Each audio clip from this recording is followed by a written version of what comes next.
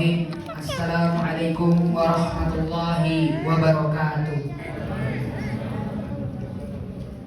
Innal hamdalillah nahmaduhu wa nasta'inuhu wa nastaghfiruh wa na'udzu billahi min shururi anfusina wa min sayyiati a'malina.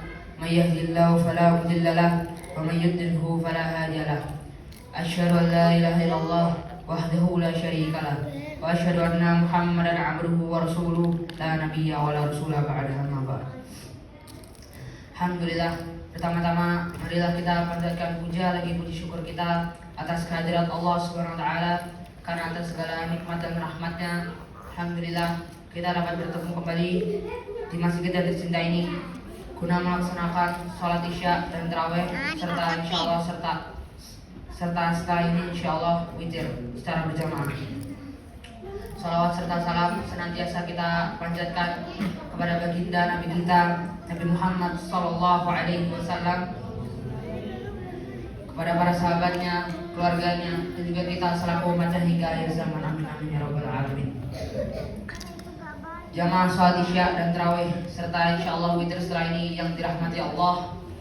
Allah Subhanahu wa taala memberikan kita begitu banyak nikmatnya yang bahkan saya kita tidak akan dapat menghitung nikmatnya. Dan di antara nikmat-nikmat yang diberikannya ada yang namanya nikmat lisan. Maka hendaknya kita sebagai hambanya yang taat menggunakan nikmat tersebut guna hal yang baik lagi bermanfaat, baik untuk diri kita sendiri maupun untuk orang lain. Jangan sampai kita menyalahgunakan lisan kita untuk hal yang tidak bermanfaat, apalagi yang buruk. Rasulullah Shallallahu Alaihi Wasallam pernah bersabda, "Man kana yu'minu billahi wal yawmil akhir, falyaqul khairan aw liyasmut." Man kana yu'minu billahi wal yawmil akhir, barang siapa yang beriman kepada Allah dan hari akhir, falyaqul khairan aw liyasmut, maka hendaknya ia berkata yang baik atau diam. Bahkan Rasulullah Shallallahu Alaihi Wasallam hanya memberikan kita dua pilihan dalam menggunakan lisan kita, tidak ada pilihan ketiga, yaitu berkata yang baik atau diam. Maka hendaknya kita menjauhi dan tidak mengatakan perkataan yang buruk lagi mencelakai. Jangan sampai kita menjadikan lisan kita sebagai penyebab masuk neraka diri kita. Karena Rasulullah SAW pernah ditanya oleh para sahabatnya, "Wahai Rasulullah SAW, apa penyebab yang paling banyak menyebabkan seorang manusia masuk ke dalam neraka?" Maka beliau menjawab, ada dua hal, yaitu lisan dan kemaluannya. Maka ini menunjukkan betapa berbahayanya lisan kita jika kita tidak menjaganya dengan baik. Namun jika kita dapat menjaga lisan kita dengan baik, insya Allah lisan tersebut akan menjadi penyebab kita masuk surga entah. Amin amin ya rabbal alamin. Jangan sampai kita menyalahgunakan lisan kita.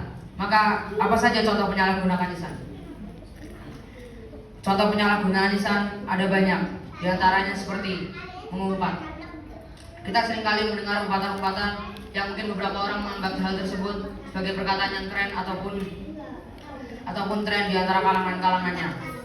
Namun kelak di sisi Allah, perkataan tersebut tidak ada keren-kerennya sama sekali, dan hal tersebut yang akan menjebloskan pelakunya ke dalam neraka. Nauzubillahi min dzalik. Kemudian yang kedua, ada ghibah, atau mungkin lebih kita kenal sebagai menggosip.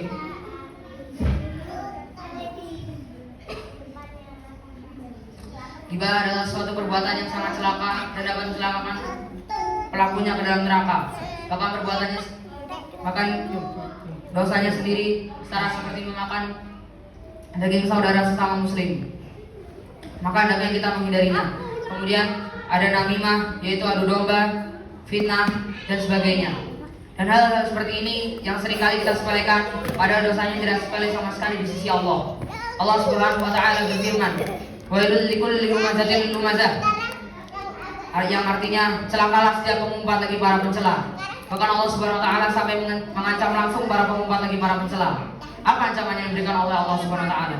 Allah Subhanahu wa taala berfirman dalam suratnya, "Kalla la yumadanna fil hutamah." Sekali-kali tidak, pasti dia akan dilemparkan ke dalam neraka hutamah. Ya, ancaman Allah ialah neraka hutamah. Wa ma adraka mal hutamah. Tahukah kamu apa itu neraka hutamah?